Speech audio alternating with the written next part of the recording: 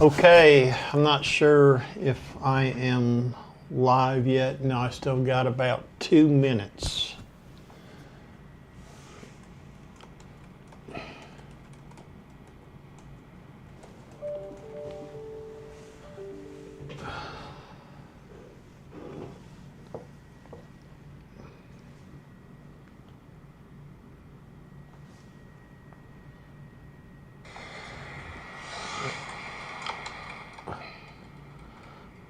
Okay, I believe we are on live.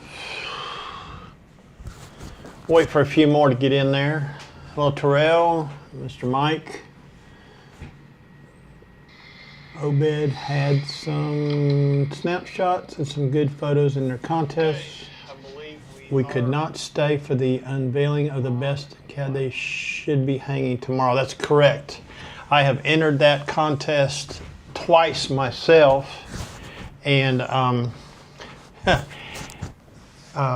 I placed twice up there, but their presentation runs late in the evening, and it's right after I get off of work. So I did not work today. Was it today, Mike? Was today the party, the thing they do? I think it was. It's usually on Friday. It coincides with their birthday of the park, whatever, whenever that happened. Can y'all hear me okay? I'm sure, I'm assuming you can.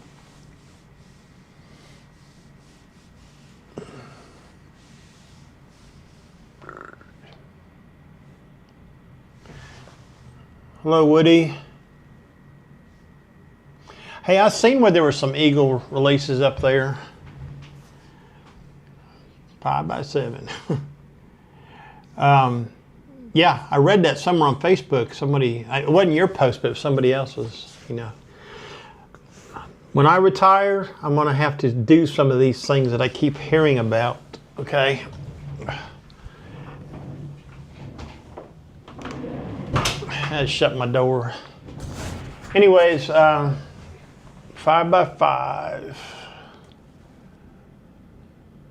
Put a little light on the subject here. Where'd that green come from? Oh, it's changing colors. Lord of mercy. It's doing its own thing back there. I'm just going to let it run like that. That'll be a distracting thing. Let me see if I can turn it down some. Yeah, this light right here, it's pretty cool. I don't want green flash or red flash or any of that stuff. Emergency. My goodness. Let's just turn it off. It's too complicated for me.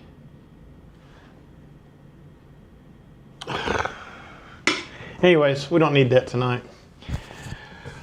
All right. Well, I'm glad everybody can hear me. So I had some things I wanted to cover tonight, and I'm going to wait for a few others to get in here because some of the photographer people, I want them to see some of these pictures that I've taken. But I'm going to talk about some gear, things that I've done recently.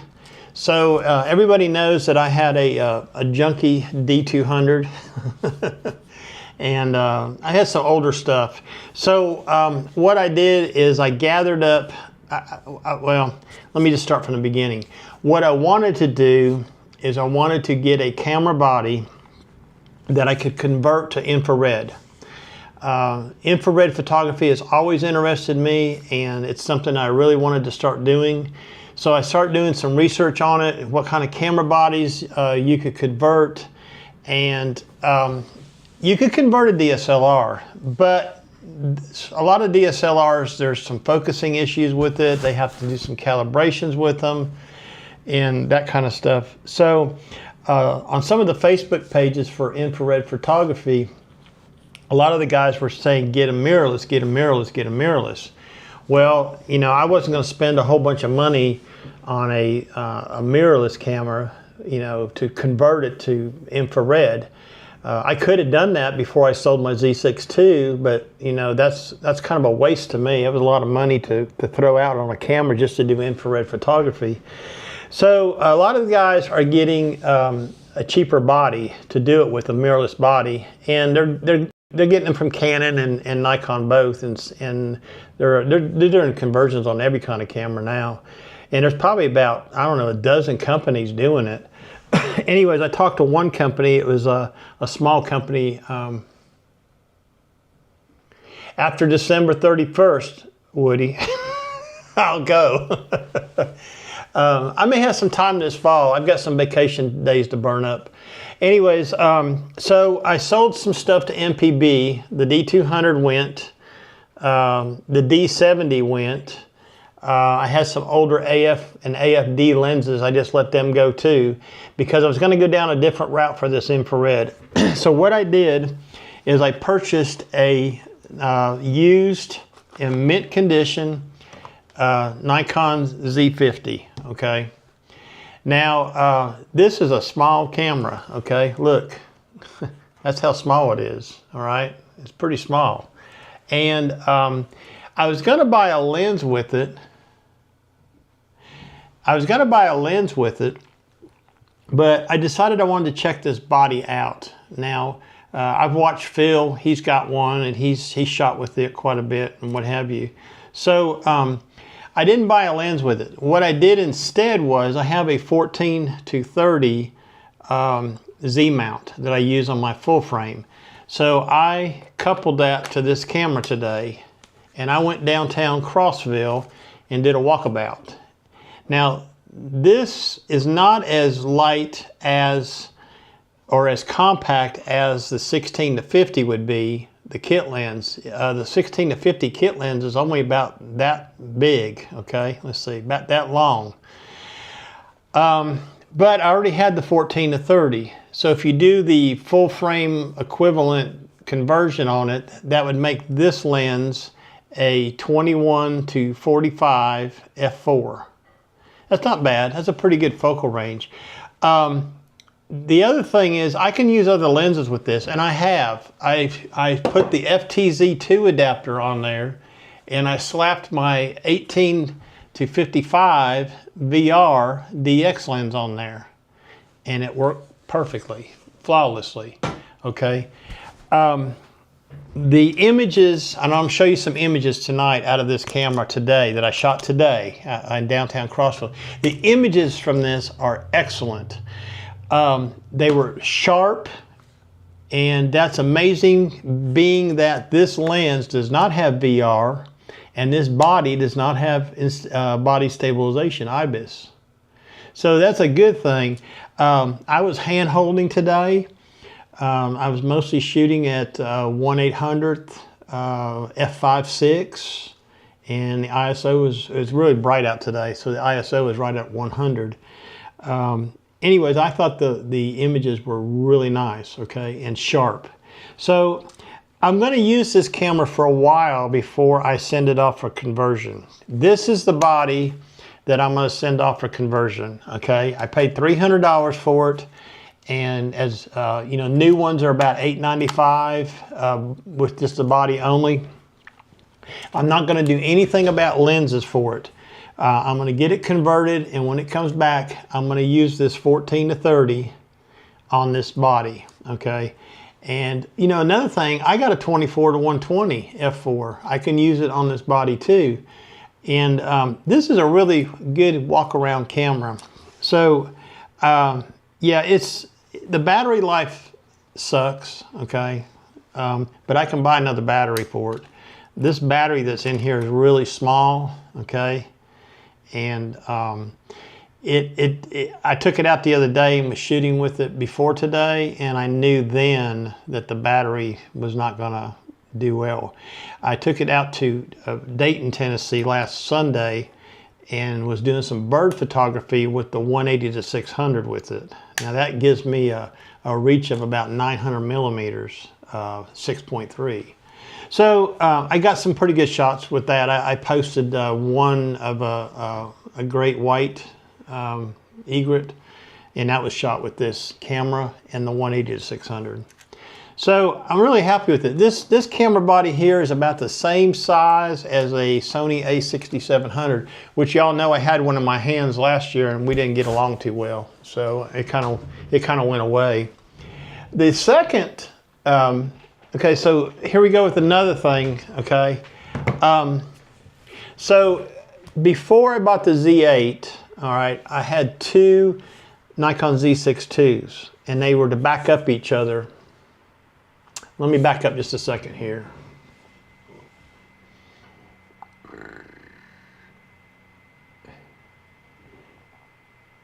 What did you do on Christmas Eve last year, Woody?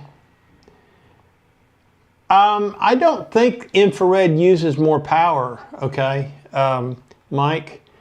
All it is they're removing the filter that's in front of the sensor and replacing it with another one.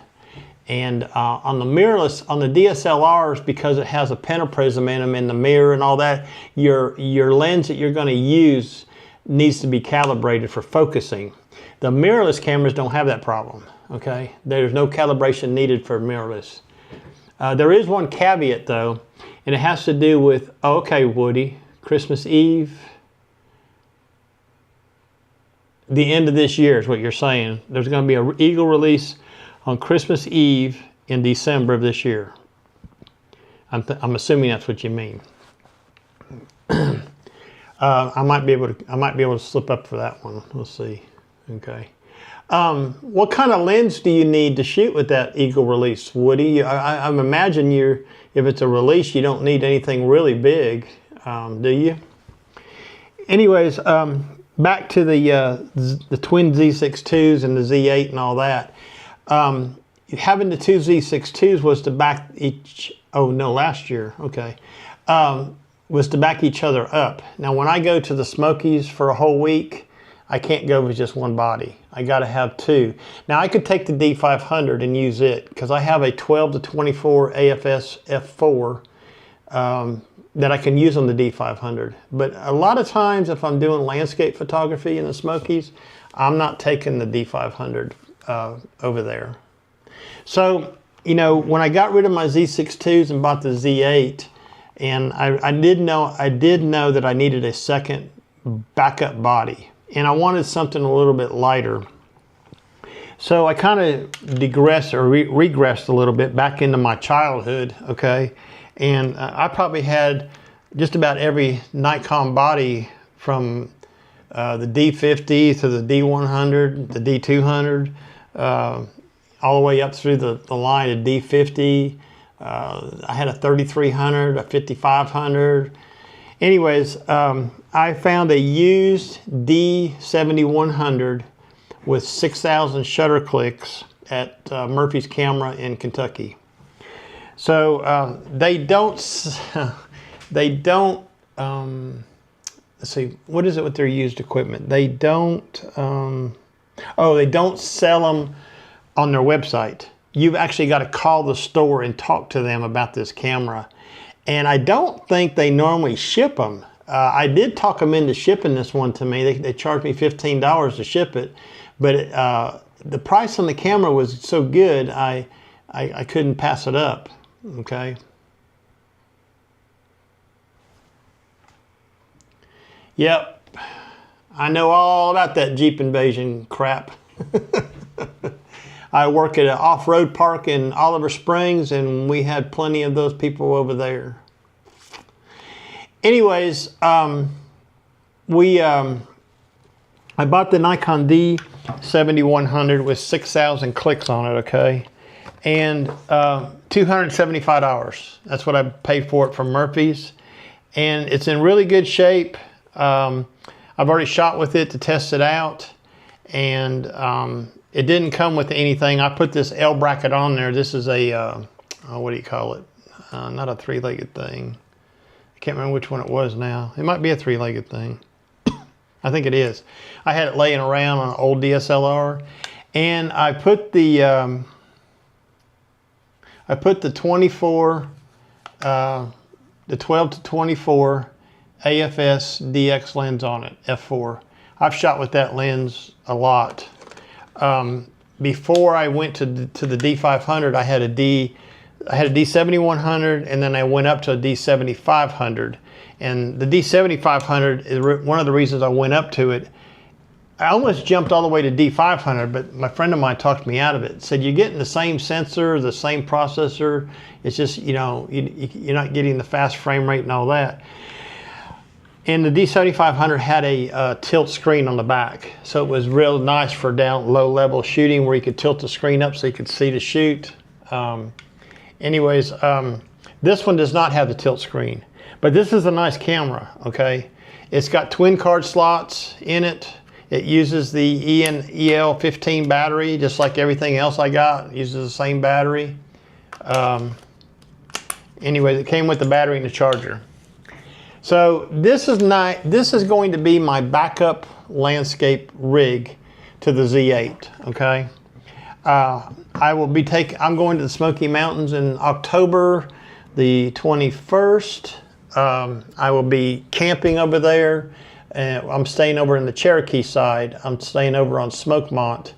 And I'll spend one night in Elkmont on the way over, and then I'm spending 4 nights in Smokemont. I think it's 4 nights, might be 5 nights. And I'm truck camping this time. So I'm concentrating on landscape photography in western North Carolina, not necessarily the Smoky Mountain, Tennessee part. Let me catch up on this here.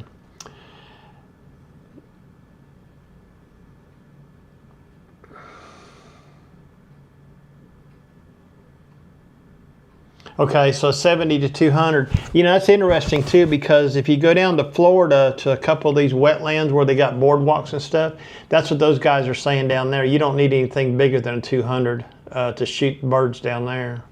Everything's so darn close.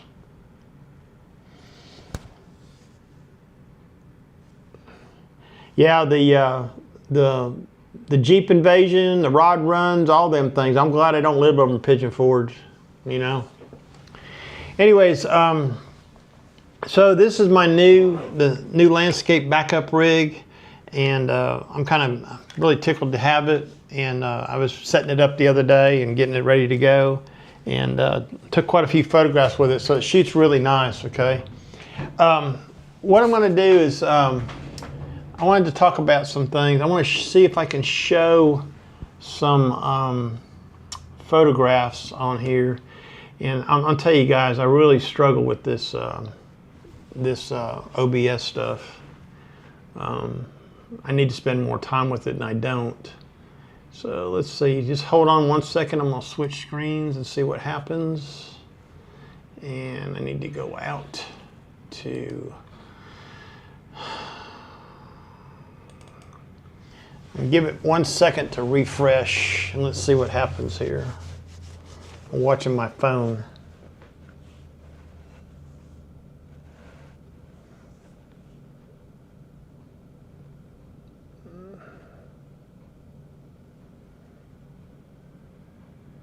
All right, that's good. That's what I wanted to see. Okay.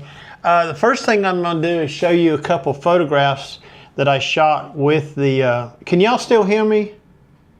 That was one problem we had last time. Can y'all still hear me?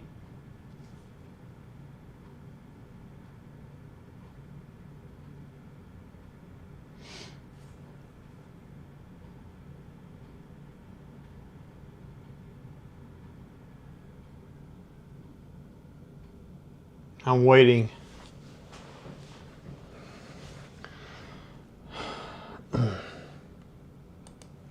I think you can still hear me.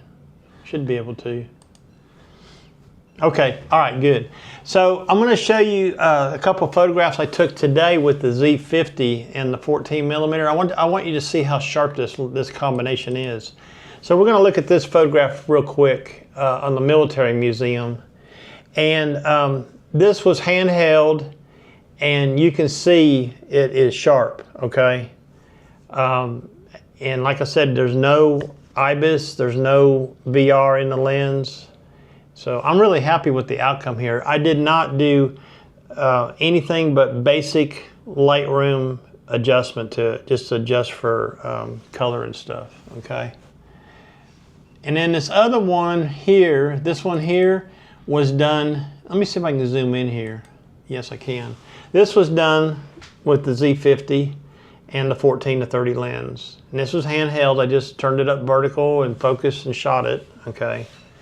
And you can see it's, now that was at f5.6, so there's a little bit of bokeh in the background, a little bit of fall off. Or if you look over here at the light post, it's out of focus, and this wall here is a little bit soft, but that's because of the f5.6. And then this one here was a wide angle shot. There was a chain link fence in front of me, so I just kind of held it over the fence and focused. Luckily, the Z50 has a tilting screen somewhat like the D500, and I was able to tilt it down because I was holding this up over my head. I was able to tilt the screen down so I could see this you know, in the screen to take the photograph. And this is one here. I just kind of put the camera down on the ground. I didn't really compose it much, okay? I just shot it looking straight up there. If I was gonna do better at this, I would take this line right here and kind of line the whole place up. You can see the metadata here. I just popped it up on the screen for you. So this is 1/800th of a second at f5.6, and the ISO is on auto, so this was ISO 400. And you know, I think these, from what I hear, the images in the Z50 are very usable up to about ISO 3200, which doesn't bother me none. Okay.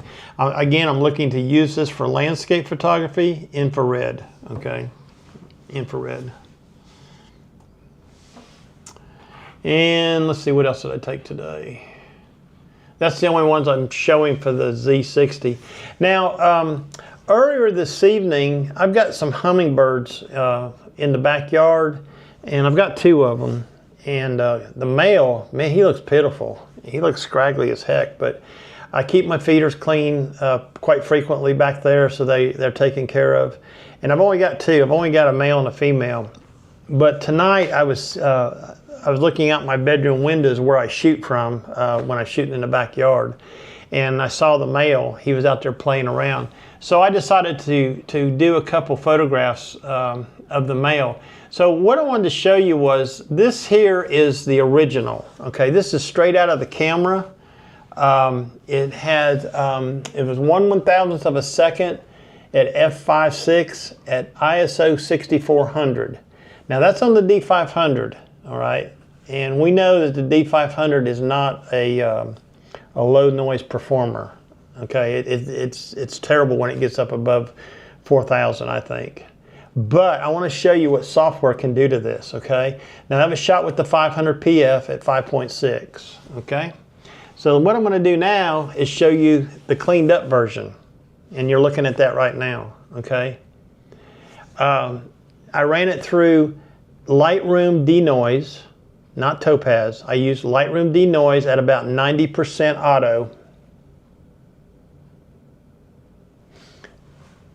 And then I went ahead and applied Sharpen AI to it from Topaz.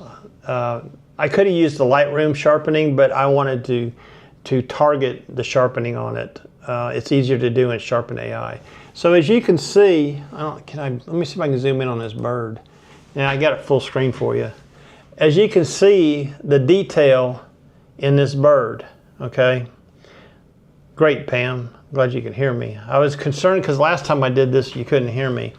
And I noticed now on my phone that there's a picture in a picture. You're actually getting to see me. But anyways,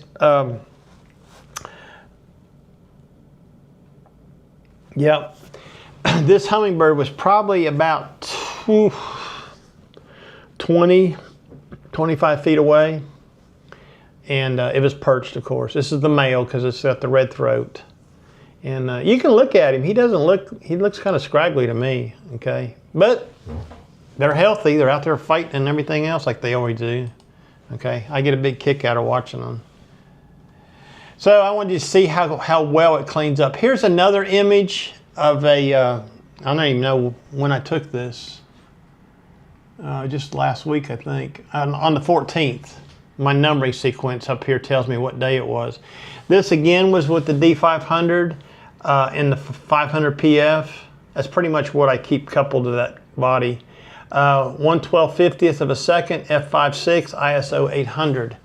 Just look at the amount of detail in that. Now that bird is probably about 30 feet away also.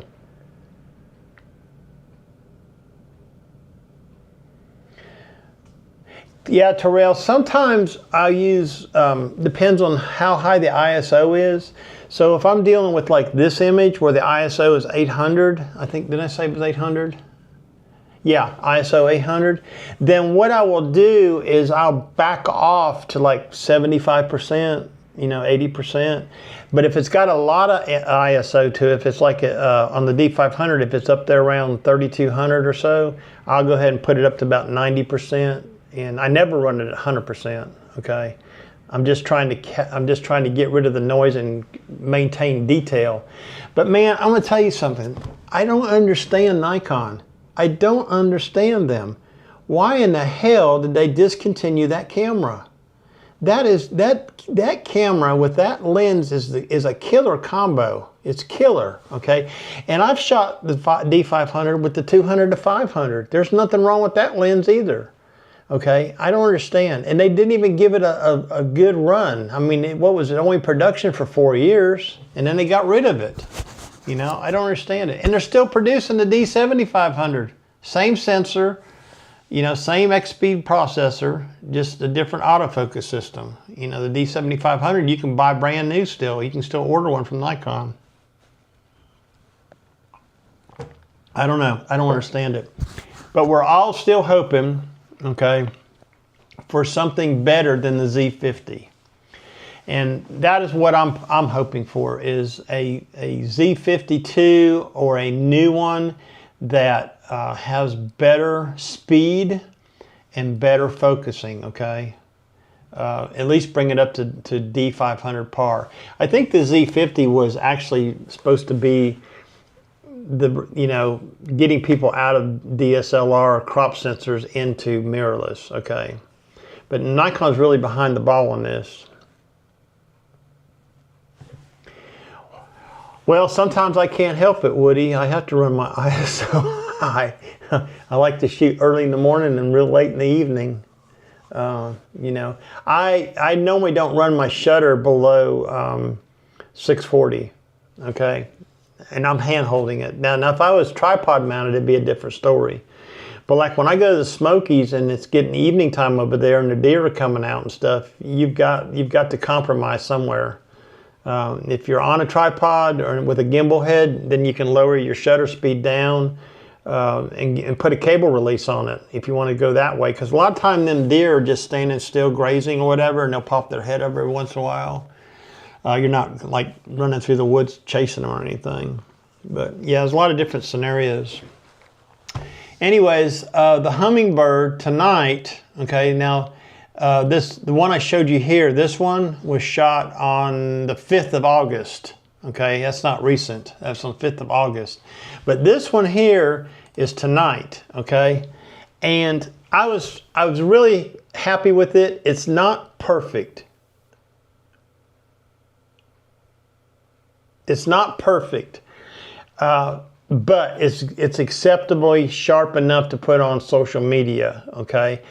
And this Hummingbird was, I don't know what she was doing. I said it, that's a male. I don't know what it was doing, but it was actually hovering in midair away from the feeders, but just above a weed I have growing in the backyard.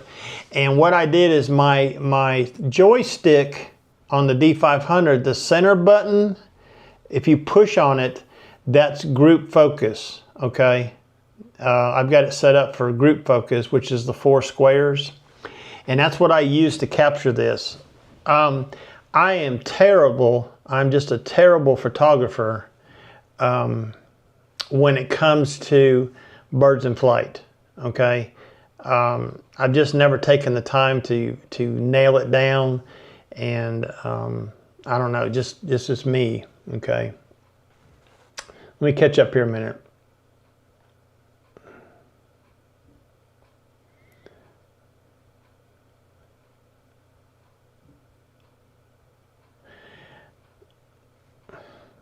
Yeah, well, them Canon cameras, Terrell, They're amazing. They're amazing gear. Yes, Greg, that is a ruby-throated. That's what all we get around here is the ruby-throated in Tennessee. Are you, Greg, are you in Tennessee? Welcome tonight anyways, before I forget. Anyways, I used the group focus on this, which, you know, I've never really been successful with. And here's another one here. I like this shot right here because it was perched on this, what is that tree? Forsythia? No, not Forsythia. Rosa Sharon. These are Rosa Sharon buds that haven't come out yet. I've got two Rosa Sharons that are right next to each other in the backyard. One's white and one's pink.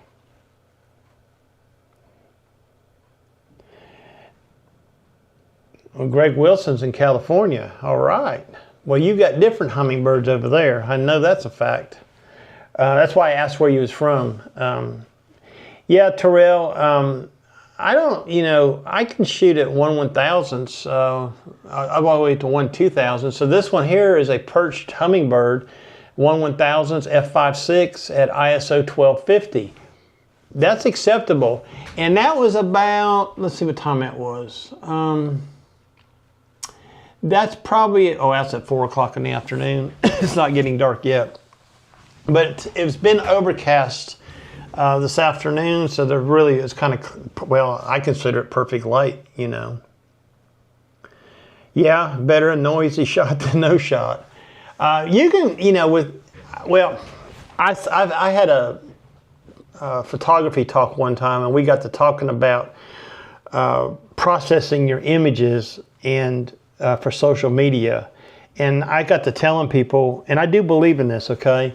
You can spend too much time processing your images for social media, okay?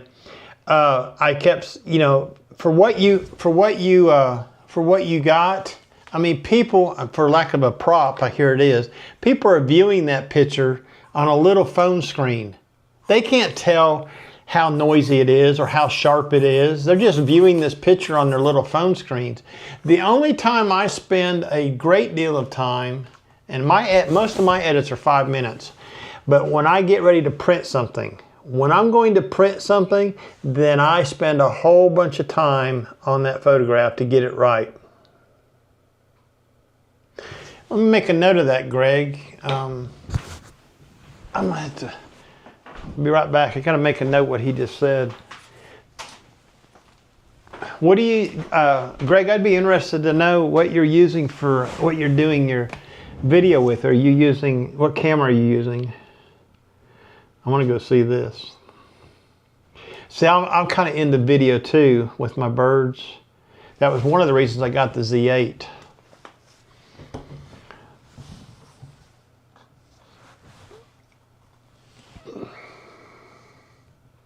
And here's one last picture, okay? This was up at work the other day. I had my D500 and my 500 PF with me.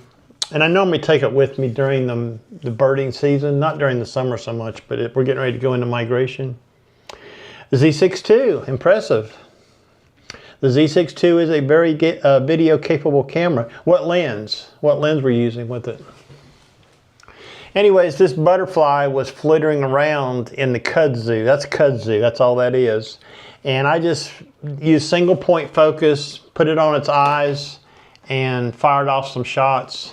That was handheld at 1/1000 f5.6 again. I mostly shoot that lens at f5.6. I don't change that. And the ISO was 800 on that. And that was at, that time is not correct. It must be the time oh, that's the time I processed it. Yeah, that time, oh, there it is. It was at 9:45 in the morning. Yeah. So I get a lot of wildlife at work. Anyways, yeah, I just wanted to show you some of those photographs coming out of the Z50 and what have you. And I'm going to show you, let me see if I can pull this up. I'm going to close this out. So today, I did a video in town, okay? And I took the Z50 and the 14-30 and shot some of those photographs. But I went into downtown Crossville, and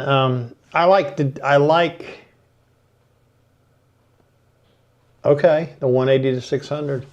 I like the, let me get this back here to the mainstream. I like the street photography style of shooting.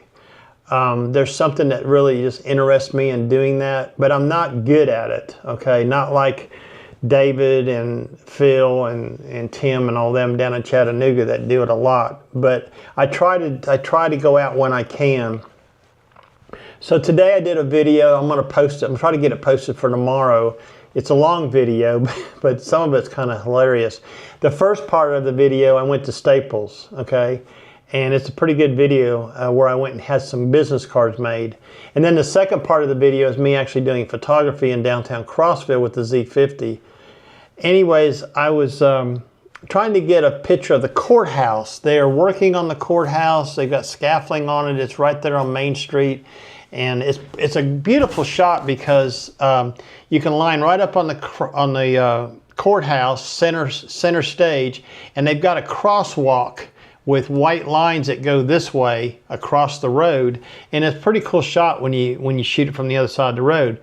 My problem is I was there at 3 o'clock, and apparently school had just let out, and traffic was horrendous. I felt like I was in downtown Atlanta, okay? There were cars everywhere, semi-trucks, motorcycles, you name it, okay? I couldn't get a square shot of that courthouse if I wanted to. If I want to do that, I'm going to have to go there like early Saturday or Sunday morning when nobody's around downtown. But anyways, I had made a full circle around downtown, and we have an old movie theater down there that was built in 1938 that they restored, and I kind of went to that. And there's a lot of old buildings built with crab orchard stone down there. Anyways, I was heading back to my car because I was going to drive to another location. And I started down the road there towards my car, and there was an office building right here, just a one-story office building against the street, and it had a beautiful brick wall. It was made out of brick, and I kind of wanted to check the lens for distortion on the Z50. So I had my vlogging camera with me, set up on the sidewalk there, and I squared up on the wall, and I was talking to myself in my microphone, and the camera was rolling, and I was shooting some photographs, and I noticed a white Suburban come up beside the building on the cross street and stopped. And there is a stop sign there. I just thought he was stopping to stop, and he kept looking at me. He was an older gentleman. Well, he left. He pulled off. Well, later, he comes up from the other direction. He comes up behind me. Now, I didn't see him while I was there. When I watched the video, it was pretty comical because you can see where he went up and turned around and come back. And he was right behind me. He stopped in the middle of the street. And I turned around and seen him, and I said, "Hi." He says, "Can I help you?" And I knew right then. I said, "Well, this must be his building." And he said, I told him who I was. I'm a photographer, and I walked over to his vehicle and put my hand out. And said, "My name is Ron." And then he shook my hand. He said his name was Philip, and he's very nice. But he was curious about what I was doing. Okay. And I wasn't doing anything wrong. And I told him what I was doing. I said, "I just got this camera, and this brick wall gives me an opportunity to check for distortion in my lens, and I wanted to do that, you know." And I said, "I didn't mean any harm or anything." I said, "Is this your building?" He said, "It's my wife's building." So it's the building has an office in it that's accountants. So apparently his wife is an accountant, okay. Anyways, yeah. So when you're doing street photography, you have to be prepared for people looking at you kind of odd or questioning you what you're doing, and I'm always self-conscious of that. Okay, David and Phil and Tim, they don't seem to have inhibitions about that, and I've never seen in any of their videos where they've been accosted. So they live down in Chattanooga. So down there, you know, it must be like carefree world, and everybody's got a camera, so nobody cares what anybody else is doing.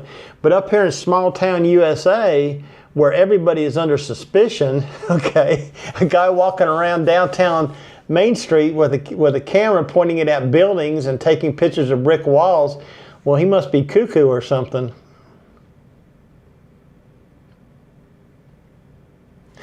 Terrell, what kind of, wait a minute, I got to back up here for a second. So, Greg, you have an 800 PF? That's what it looks like. I bet that's a killer lens. I bet you're in love with that lens. That's a good combination what you got there, the 180 to 600 and the 800 PF. I bet that 800 is light too. Lighter than that 180 to 600, that's for sure. I've never had a cop show up to me. I had one drove by me today on Main Street. You know, I mean, all you got to do is just tell them what you're doing. I mean, you ain't doing nothing wrong. I mean, if somebody complains about you and the cop comes and investigates you, he's going to see what you're doing. He's not, I mean, there's nothing wrong with walking around Main Street taking pictures. I mean, now if you're doing something wrong and you were making somebody feel uneasy about what was going on, yeah, I can see that. For example, you don't go to the playground, okay, a guy by himself shooting photographs of kids playing on the playground. Now, come on, this is just common sense. You don't do that, okay? Now, if you was there with your own kids and your wife or whatever, that's a different story. But somebody like me to walk onto a playground and start taking photographs, that's highly suspicious, okay? I don't care who you are, all right? I'm going to give you a story here right now. Yeah, it's like a break-in. I mean, it was a brick wall. I don't know what he thought I was looking at, you know. There's no window there, no door there, nothing. It was a brick wall. It was a huge brick wall, you know. Maybe he thought I was a building inspector or something. Yeah, no, nothing wrong with it. So, you know, let me tell you this this story. I shoot a lot of photographs at work. I shoot when I go out.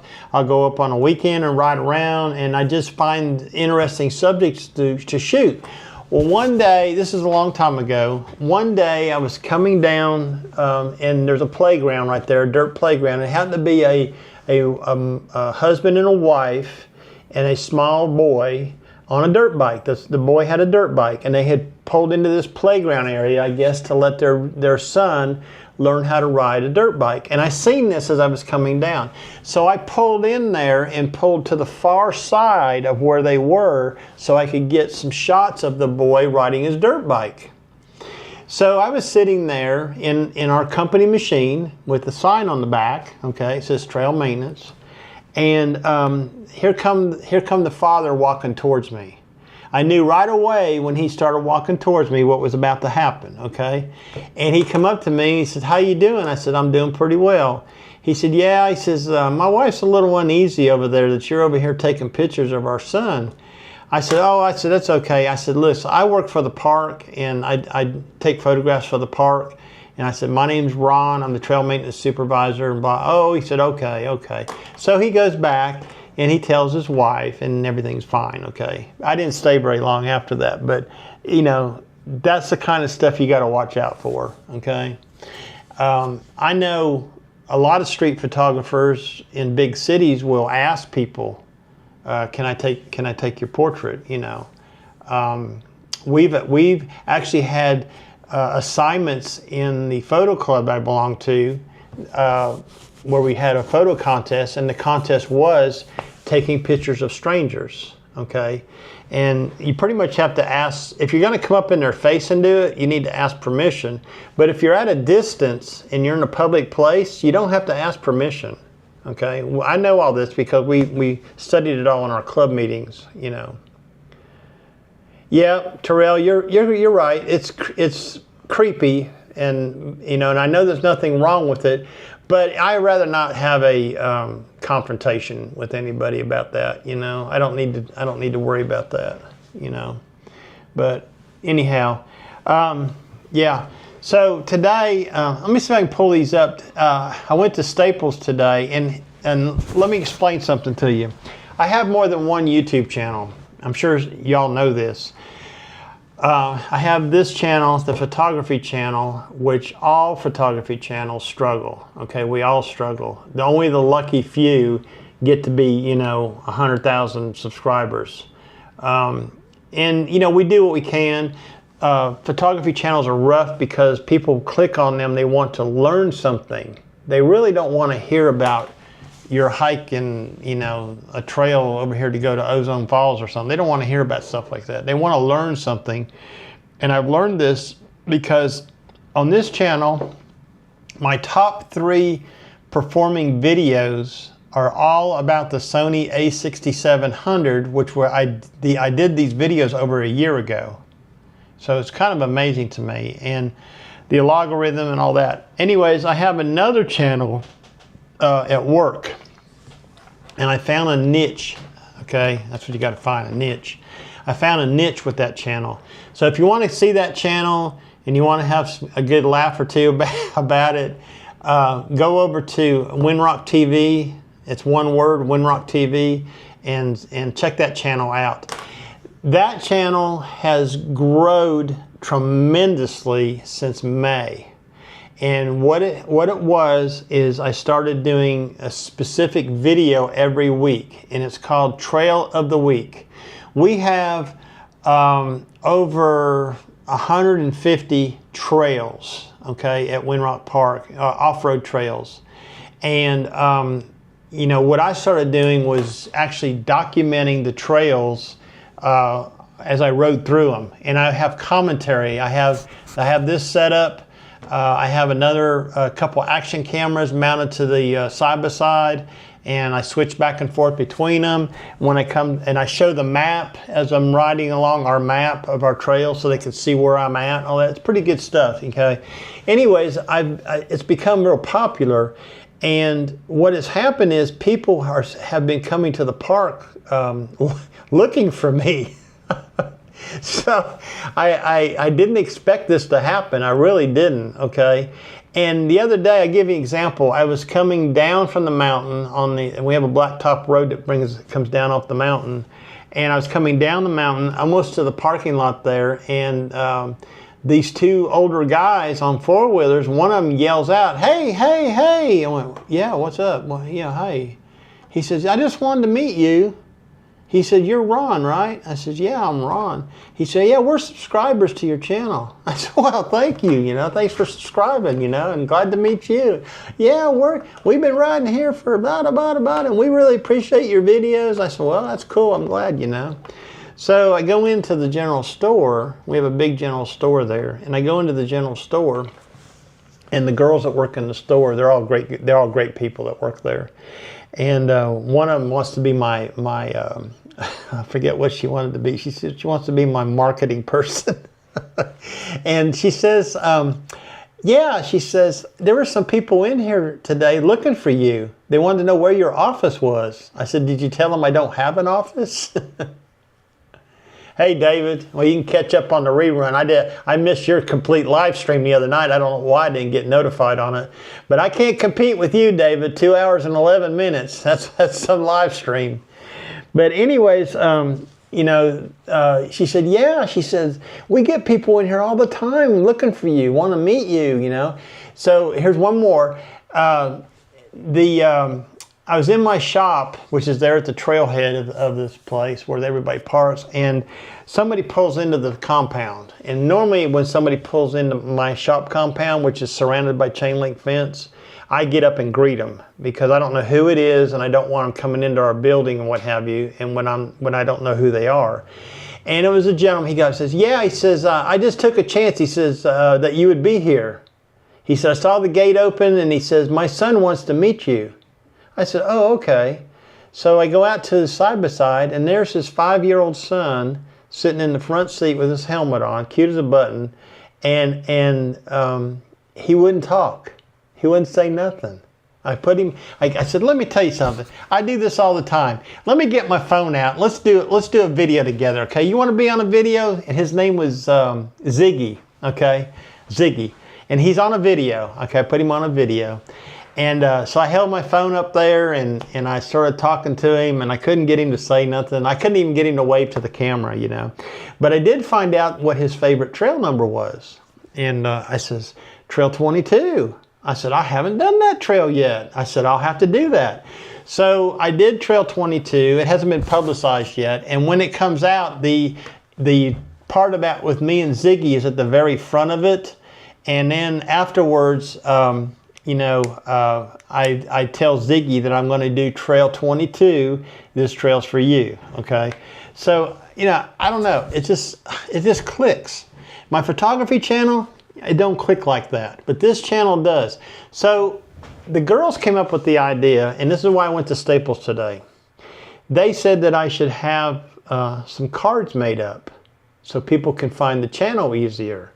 And I thought, well, that's a good idea. So that's what I did. I'm going to see if I can pull those up real quick. Hold on one second here. I'm going to switch off again.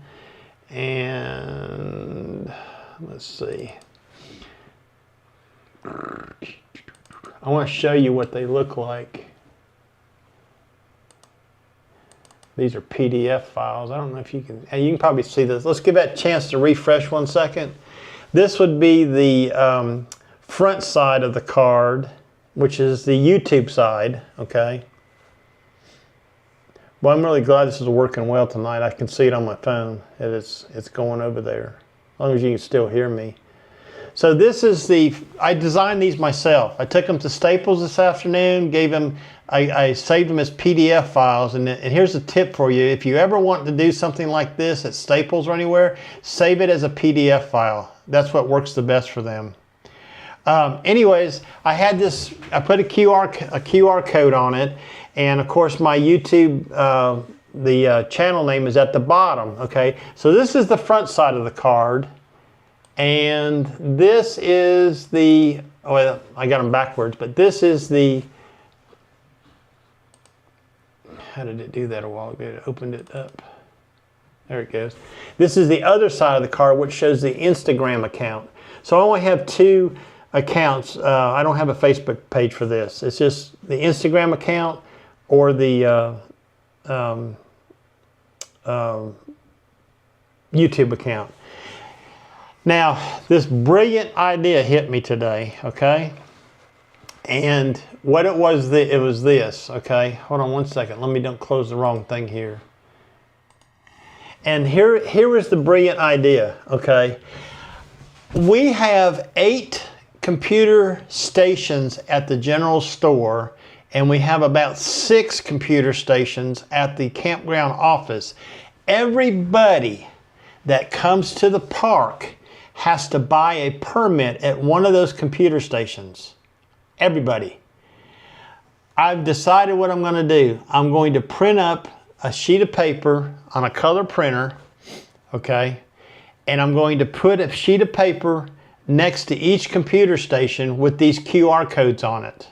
Mainly, I'm more interested in the YouTube one than I am the Instagram, because the YouTube one is the one that counts. That's the one that's monetized. So I'm going to put these QR codes there, so everybody who gets a permit is going to whip out their phone, and they're going to click on that QR code, that barcode, and it's going to take them right to the Winrock TV YouTube channel. And hopefully they'll subscribe, okay? Now, in my next live stream, I'll let you know how this is working out, okay? I'm excited about it because I said, damn, that's like having a captive audience, you know, of subscribers. They're there to ride. And yeah, I want to watch Winrock TV, okay? I want to watch that, okay? And I did. So the other day for lunch, I was up there, and there were some Jeeps from the Smoky Mountain Jeep Invasion. They were going up one of the trails that's on the paved road there, and I got out, and I was going down for lunch, and I took my Pocket 3, and I went up there and sat there on a rock watching them, you know, the Jeeps trying to go up the trail. It's kind of a difficult trail right there. And anyways, one of the guys turned around, and he started to walk back to his parked Jeep, which was just behind me. He goes, uh-oh, the big guy's here. And I said, the big guy? He says, you're Ron, aren't you? I said, yeah, that's me. He said, well, he put his hand out. He says, I'm Steven. I'm from Florida. He said, I'm a subscriber. He said, I watch you all the time. So I decided I would go up to the top, okay, and eat my lunch. And I waited for them. It took them about 30 minutes to get up there where I was at. I got my little selfie tripod out, put my phone on it, hit live stream on the channel, and I live streamed for a solid hour on my iPhone of them playing on those big rocks trying to get up there, okay? So, yeah, that was a lot of fun, doing a 1 hour live stream on the channel while I ate my lunch. Anyways, I have big plans for this channel. It just got monetized 30 days ago, okay? And my ad revenues are about, right now, about $68. And we're not getting rich on this stuff, okay? I don't know what David's making and Phil and all them other guys. I kind of know what Tim's making, okay? Tim and I stay in contact pretty good. But you're not getting rich on this stuff, okay? I monetized this channel and finally got it monetized. I think Woody could probably correct me on this. I think it was April. And I didn't get my first check till like July 21st. And it was for $121. So there you go, you know. It doesn't cover your cost. Let me catch up on these. David's getting $65 a month. All right. Peter, yeah, Peter Gregg holds the record. That's a fact. David, I didn't even see it until today. I don't know why it didn't show up. I got notification bells turned on and everything, but normally when you come on at 9 o'clock at night, and if it's a weekday, I'm in bed, okay? I got to get up at 4 o'clock in the morning and go to work. Yeah, y'all hit the like button. That would be nice, okay?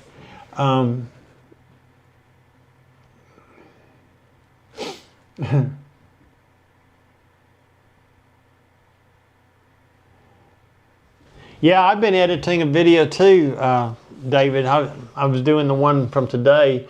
I'm not really on a posting schedule, like, you know, I think Phil and Tim both have like a posting schedule. I don't know if you have one or not, David. Like Adrian Alford, he's every Saturday. I really don't have one. What I have on the Winrock TV channel, I do post every Wednesday. I've scheduled for a Wednesday posting at 6 o'clock, and I got about 7 or 8 videos backed up in the hopper for that one. And that's for the Trail of the Week videos. But like last night, I did a live stream on that channel, impromptu, and I had 29 people and a lively chat box, okay? It was a lively chat box. It was a Q&A is what it was. And I said, anything goes, and if I can't answer your question, or I'm not allowed to answer your question, I will tell you that I can't answer your question about what you're asking. I don't know if the schedule's important, David. I really don't. You know, for me, I don't think it is. I have watched my analytics, and it seems like most people are online for me, for my channels, in the evening time. And of course, my demographic age bracket is between 45 and 65. You know, us old farts stick together. So, and that's okay. I am not in it to become big and make a bunch of money at it. You know, I love doing the videos. They're a lot of fun for me. They're just another extension of my photography. And when I can't do photography, I can always do videos. My problem with videos is coming up with content. What am I going to say? Okay, I have a retirement channel, and I'm trying to hold that channel to anything goes, because I didn't want to do that. I didn't want to pollute my other channels with other BS type topics, you know. But the retirement channel is starting out. I've got 55 subscribers, so I can go live now, okay, if I wanted to. And I just talk about common sense things, okay. So Staples just sent me a email, said my business cards are ready. So I'll go down there tomorrow and pick them up, okay? I'm going to let you guys know how that goes, okay, in the next live stream.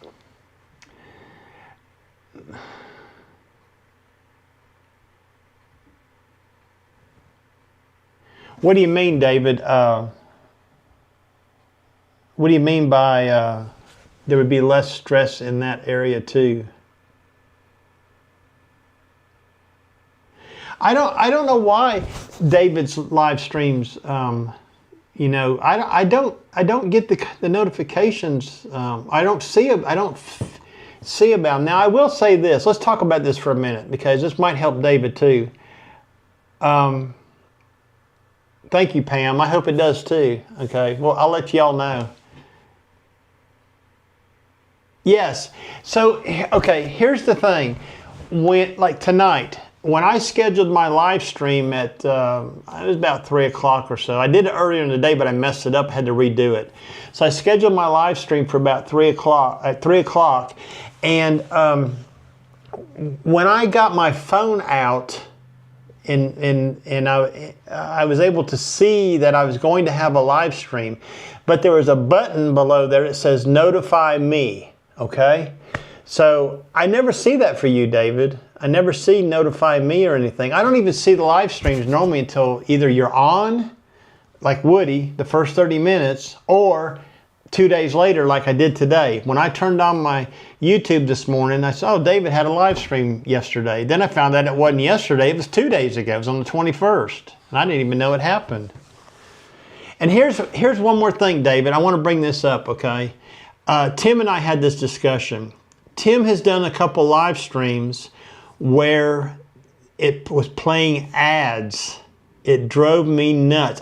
And you and I had this conversation a couple weeks ago where your ads, you had like 6 ads in 30 minutes, okay? And it breaks the video up. You either got to click off the ad and catch up, you know, or you get behind. So when you schedule a live stream, what I do, and I hope you haven't seen any ads tonight, you shouldn't have, I do not monetize the live stream.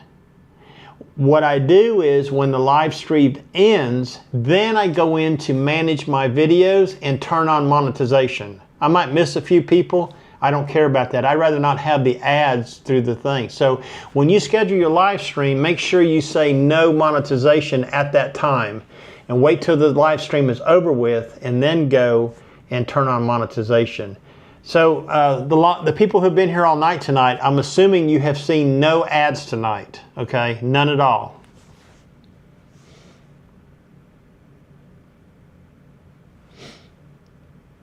See, Terrell, you know, you talking about me, Terrell? You got an hour after or David an hour after?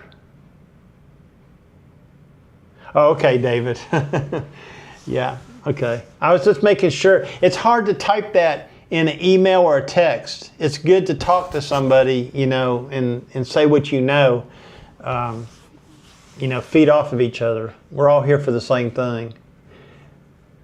See, so Woody has not seen a single ad tonight. So when I get done with the live stream, I'll go flip it on. Okay, last night, I forgot to flip it on and I had 100 views before I realized it. Okay, I didn't miss a whole lot. You know, I might have missed 50 cents or something. Now, who knows, you know. It's not a big deal. But I'd rather not have any ads while the live stream is going on. Yeah, I don't have YouTube Premium, Terrell. So to let y'all know what I'm streaming with tonight, I have an Osmo Pocket 3. When you plug it into the USB port on your computer and you turn the camera on, it asks you if you want to be a webcam. And I'm using my Pocket 3 tonight hooked up to my computer and my DJI Mic 2, which is under my shirt right there. You can see it, okay? And that is how I do all my live streams and my Zooms, okay? I have Zoom meetings too. And I find the quality is excellent. The Pocket 3 is streaming at 1080p, 30 frames per second. That's the maximum for this, okay? It won't do 4K streaming. Well, you don't want it anyways. Who wants 4K streaming, you know? It'd just choke your whole internet down. Anyways, is there anything y'all want to talk about? You don't want to ask me anything? Because I've about run out of things to talk about, okay? What I need to do, I need to be better at planning my live streams. I need to be better at presenting content for those live streams. I need, you know, I need to make notes, you know. Yeah, hey David, the Pocket 3 is a great camera. And let me tell you another secret, okay?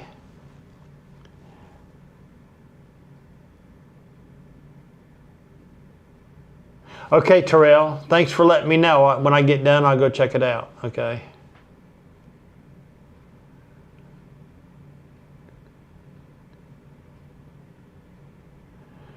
Going to the swamp from my most recent video? You may be talking about Phil. I haven't been to the swamp. You talking about I hate this stupid heart. That heart's always in the way of the words. I don't know anything about a swamp. Now I did go to Dayton Park, okay?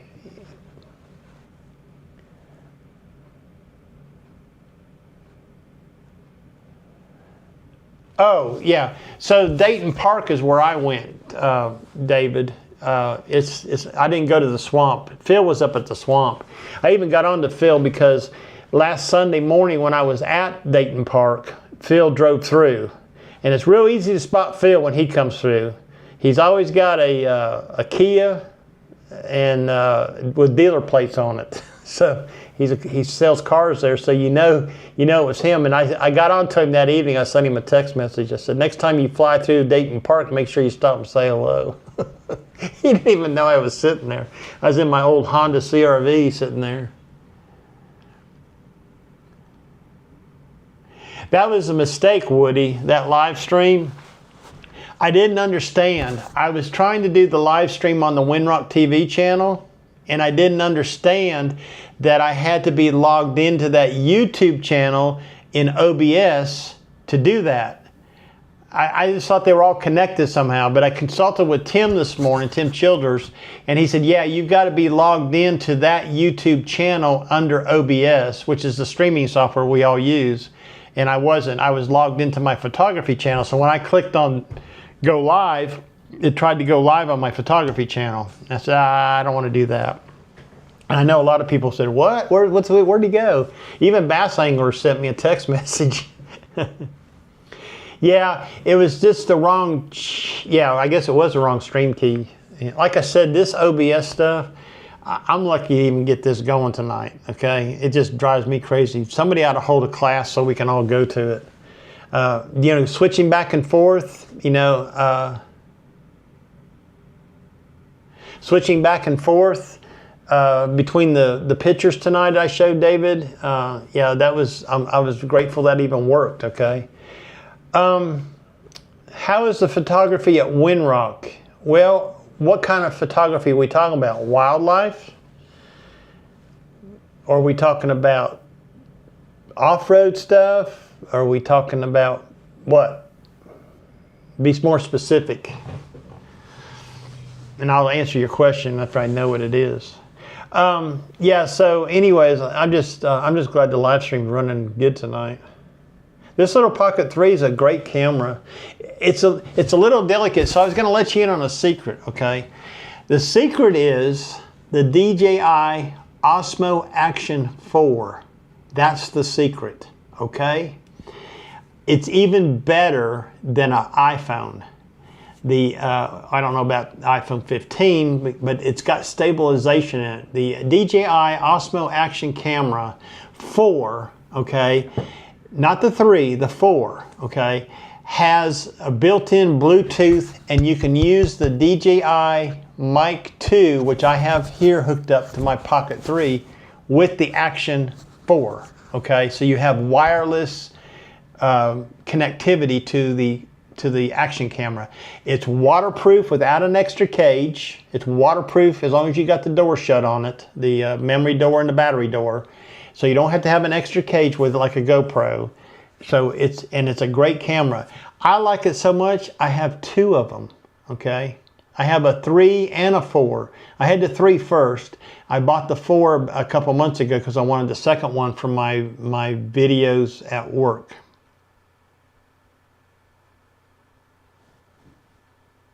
Ten people watching. Oh yeah, I see that. Nature. Okay, nature photography at Winrock. I will tell you this, Mike. Certain times of the year, you will find wildflowers, mostly in the spring. And I know all the good spots. I've been there for 14 years. I know every inch of that property pretty much. Wildlife, certain times of the year.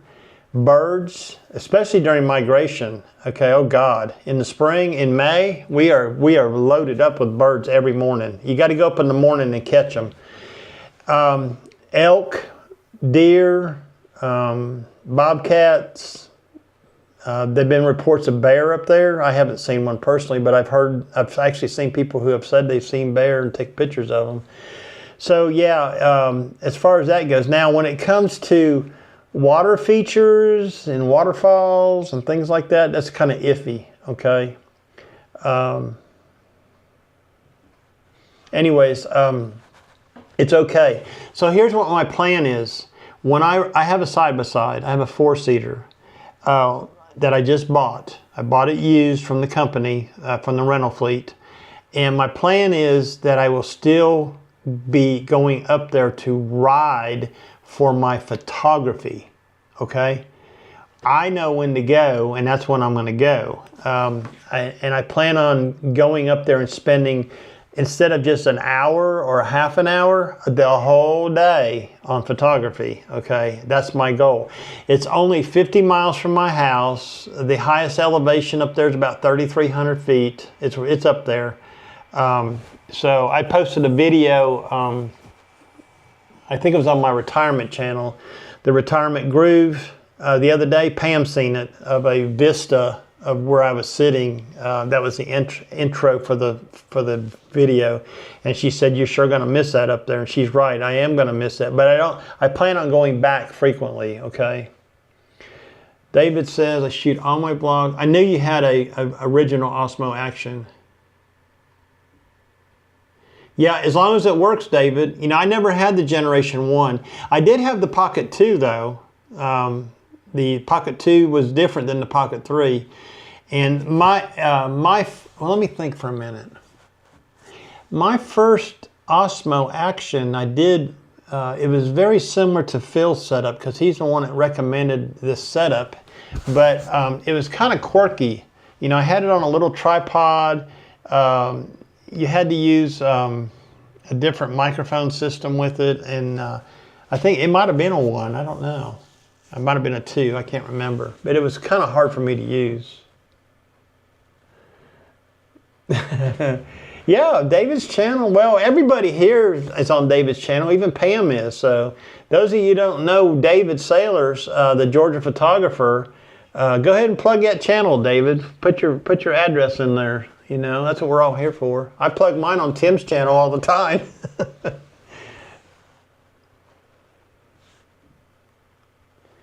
Kingston. Michael, do I know you? Your name sounds familiar. I mean, have we met? Are you on the Windrock TV channel? That's it, at David Sailors. Oh, it's at Woody Mallory.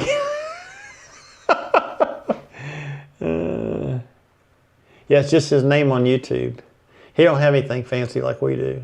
But the Georgia photographer is pretty fancy. I mean, that's original there.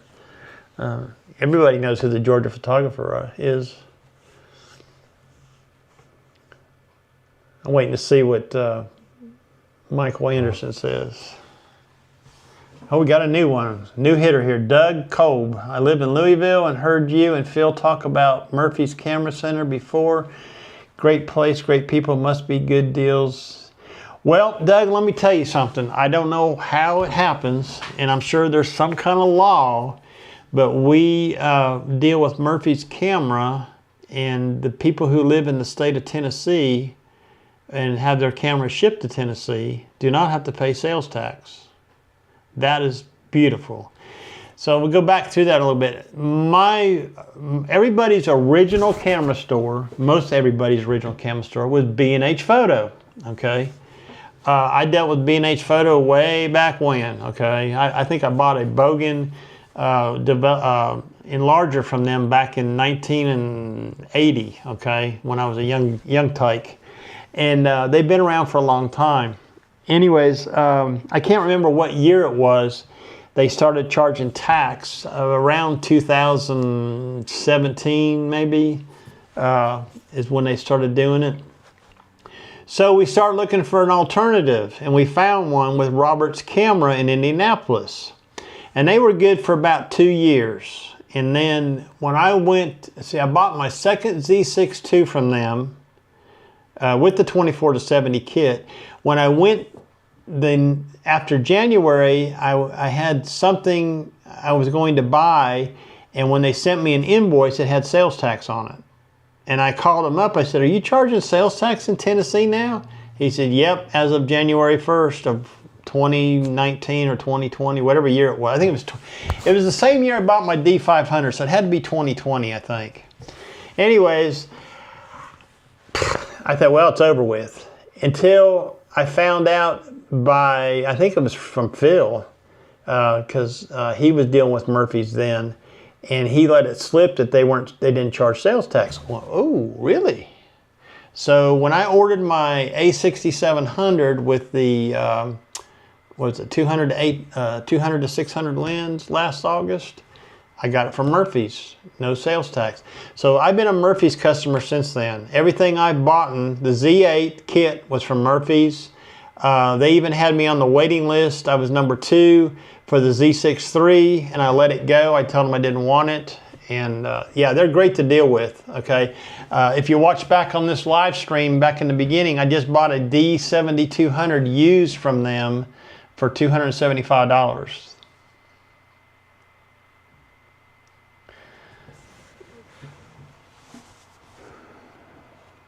So Terrell, Roberts is, I thought you was up in, are you in Indiana? I was gonna say, if you are, Roberts is in Indianapolis, Roberts Camera. They bought out the last camera store in Middle Tennessee, which was Drury's in Nashville. That was a big store. I had visited that store several times, and they had a huge, I mean, a humongous used camera department, okay? They were right there in Nashville near the airport.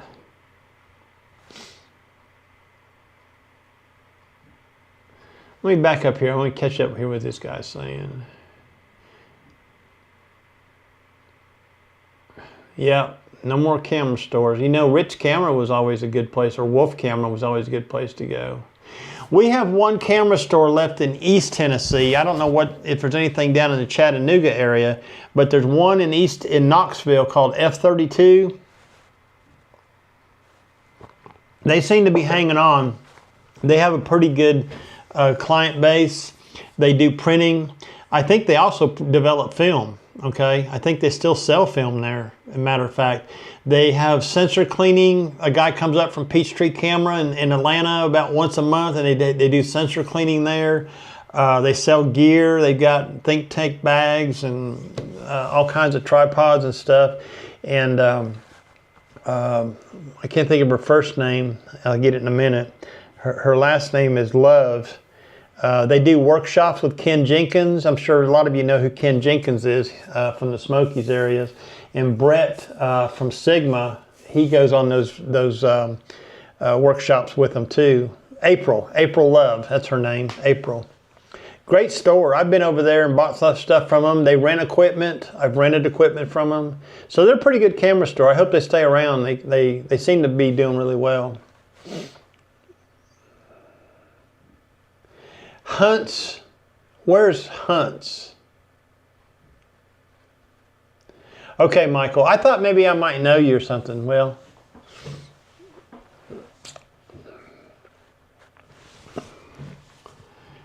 Michigan? Oh, Terrell lives in Michigan. Okay, I got you. Right. Okay, I knew it was up there somewhere. Yeah, F32 has a camera cleaning next week. So it's pretty cool. You go over there and drop your body off and leave it there, and then they clean it, and you go back and pick it up a couple days later. You know, you don't have to sit there and wait on them or anything. Now, I think you can do a rush service with them, but I wouldn't do that. And the guy from Peachtree Camera seems to know. He'll do. I think they do a free lens calibration also.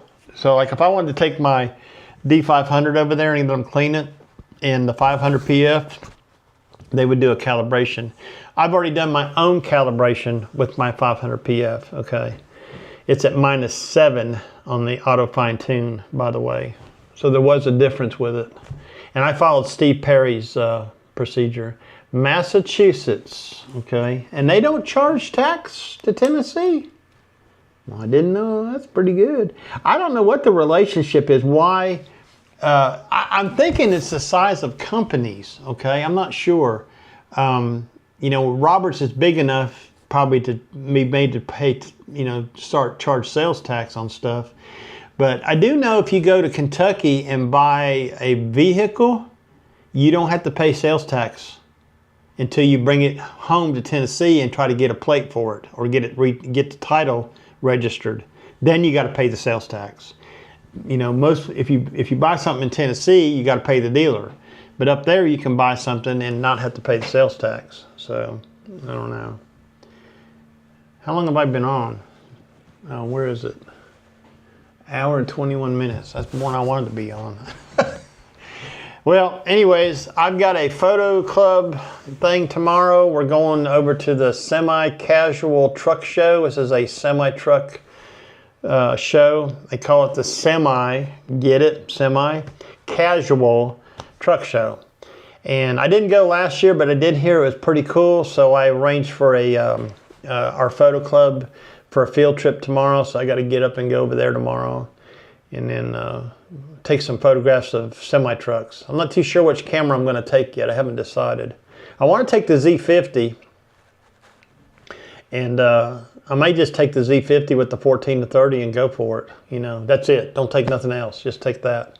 That's probably what I'm going to do. Get some really obscene wide-angle shots of trucks, you know, bumpers and chrome and all that good stuff, you know. Anyways, hey guys and ladies, thanks for coming on tonight. David, I'm sorry you missed some of the live stream. We got to figure this notification stuff out. Maybe we start Google this and figure it out.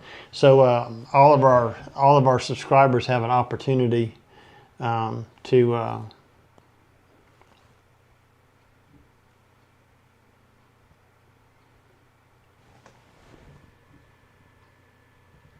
wow, a mile away. Let me write that down.